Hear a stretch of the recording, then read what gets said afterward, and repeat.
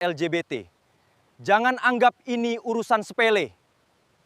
Apa yang disebut gaya hidup bebas, itu sebenarnya adalah jalan kehancuran yang telah diperingatkan sejak ribuan tahun silam.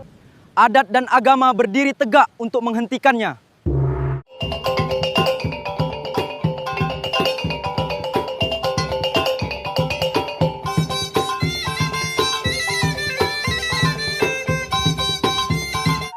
Adat nan tegak, bagaikan tiang nagari. Syarak nan lurus menjadi pedoman hati. Bila datang bahaya merusak sendi kehidupan, maka hukum ditegakkan tanpa ragu dan tanpa belas kasihan yang salah tempat. Assalamualaikum warahmatullahi wabarakatuh. Salam budi, salam tegas, dan salam kewaspadaan. Dengarkan baik-baik, wahai kaum anak nagari dan seluruh masyarakat Minangkabau. Tanah ini tidak dibangun dengan kelembutan semata. Ia berdiri kokoh selama lebih dari 1000 tahun karena memegang teguh satu kebenaran yang tidak pernah berubah. Adat basandi syarak, syarak basandi kitabullah. Di sini kebenaran tidak ditawar, batas tidak dilanggar, dan kesusilaan dijaga dengan nyawa jika perlu. Namun, lihatlah keadaan sekarang. Arus yang datang dari luar mencoba mengikis pondasi yang telah terjaga rapi. Muncul perilaku yang melanggar fitrah, yang mengubah kodrat penciptaan, yang disebut-sebut sebagai gaya hidup bebas. Padahal itu adalah jalan kehancuran yang telah diperingatkan sejak zaman dahulu. Bagi orang Minang, ini bukan sekedar perbedaan pendapat. Ini adalah kondisi darurat. Ketika tatanan keluarga terancam rusak, ketika kemurnian keturunan terancam hilang, ketika nilai yang dijunjung mulai diinjak-injak, maka seluruh kekuatan adat dan agama harus berdiri tegak untuk mempertahankannya. Perilaku yang menyimpang ini bukan urusan pribadi. Ia adalah penyakit yang menular, kerusakan yang menyebar, dan dosa yang mengundang murka Allah. Jika dibiarkan, maka apa yang kita wariskan kepada anak cucu bukan lagi kemuliaan, melainkan kehancuran. Mari kita bahas dengan tegas, tanpa ragu, dan tanpa menutupi kebenaran. Dalam aturan adat kita, tidak ada kesalahan yang dibiarkan begitu saja. Ada hukum untuk setiap pelanggaran, dan hukum itu ditegakkan bukan untuk menyakiti, tetapi untuk menyelamatkan. Perbuatan yang menyimpang dari kodrat ini masuk dalam golongan hukum nan limo, hukum yang paling berat, karena dampaknya paling berbahaya bagi keutuhan nagari. Adat berkata, kalau tidak dipotong, ia akan merambat. Kalau tidak dibatasi, ia akan merusak semuanya. Maka tingkatan penanganannya adalah tegas dan jelas. Peringatan keras dan tegas. Tidak dengan kata-kata halus yang membingungkan, melainkan dengan penegasan yang membangunkan kesadaran. Ini salah. Ini bertentangan dengan fitrah dan agama. Berhenti sebelum terlambat.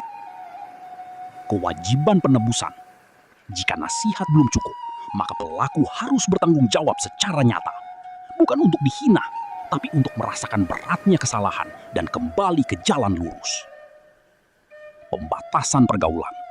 Jika tetap bersikeras, maka ia harus dipisahkan sementara dari lingkungan masyarakat. Bukan karena kita membenci orangnya, tapi kita tidak mau membiarkan keburukan itu menular ke anak-anak dan orang lain yang masih bersih. Seperti memisahkan pakaian kotor dari pakaian bersih, agar tidak semuanya menjadi kotor. Terakhir, pencabutan hak dan pengakuan.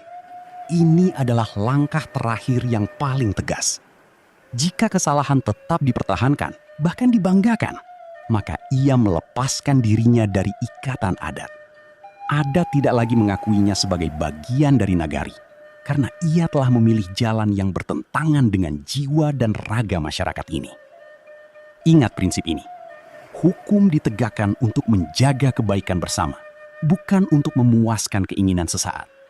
Jika kita lemah menegakkan aturan, maka kita lemah pula melindungi masa depan keturunan kita. Jika kita masih ragu seberapa seriusnya perbuatan ini, dengarkanlah kisah yang diceritakan Allah sendiri dalam Al-Quran. Kisah kaum Nabi Lut alaihi salam. Ini bukan dongeng, ini adalah pelajaran nyata dan peringatan abadi.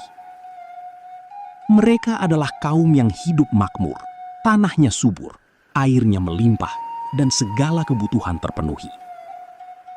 Namun ketika kemakmuran membuat mereka lupa diri, mereka terjerumus ke dalam perbuatan yang paling keji. Melanggar kodrat hubungan manusia, melakukan hal yang belum pernah dilakukan oleh makhluk apapun di muka bumi. Nabi Lut datang kepada mereka, berdiri tegak dan berkata dengan lantang, "Mengapa kamu mengerjakan perbuatan keji yang belum pernah dikerjakan oleh siapapun sebelum kamu? Sesungguhnya kamu mendatangi laki-laki untuk menyalurkan syahwat, bukan kepada perempuan. Kamu adalah kaum yang melampaui batas." Namun, apa jawaban mereka? Mereka mengejek, mengusir, dan berkata, "Kalau kamu tidak suka, pergilah saja. Kami bebas melakukan apa yang kami inginkan."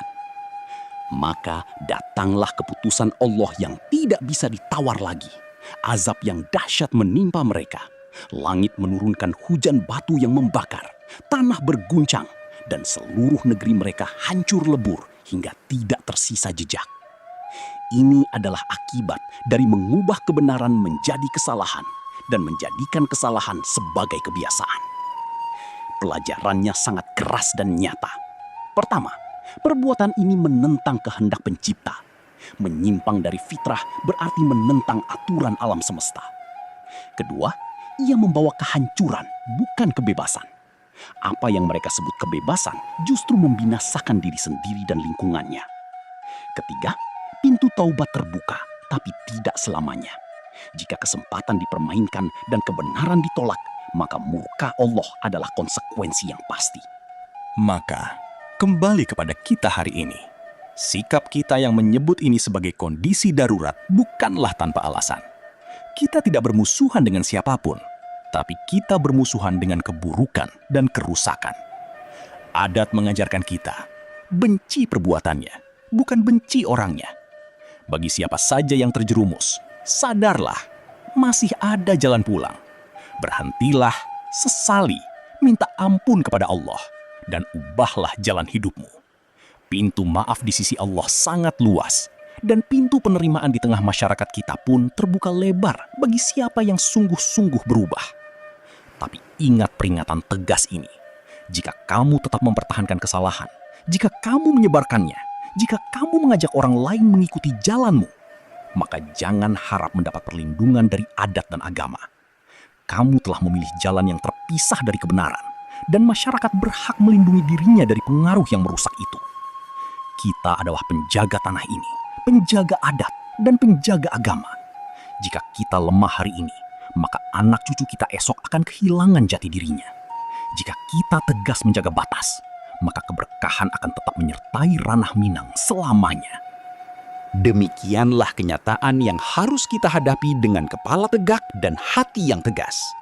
Jangan biarkan kelembutan hati kita berubah menjadi kelemahan yang membiarkan kerusakan merajalela. Semoga kita semua diberikan kekuatan untuk memegang teguh kebenaran, menjaga warisan leluhur, dan memastikan bahwa ranah Minang tetap menjadi tanah yang diridhoi Allah Subhanahu wa Ta'ala.